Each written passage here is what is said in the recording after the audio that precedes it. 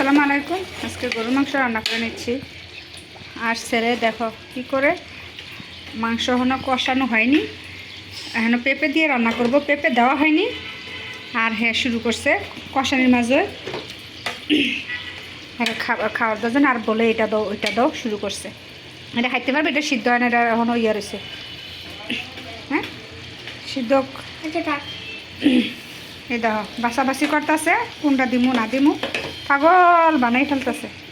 কারণ কিন্তু মাংস সিদ্ধ হয় না। এমন বাচ্চারা কার কার করে রান্না বসালে ছেলেমেয়েরা চুলার দ্বারা এসে আবদার করা শুরু করে খাওয়ার জন্য।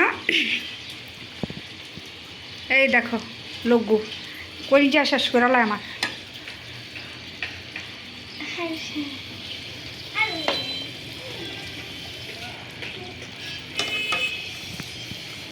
আমরা রান্না হয়নি, রান্না করে নিচ্ছি।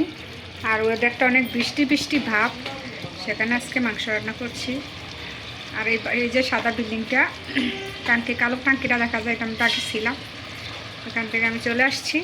এখন আমি ওর সাথে থাকি। ওটার মধ্যে গ্যাস নাই, এটার মধ্যে আবার গ্যাস আছে, সে কারণে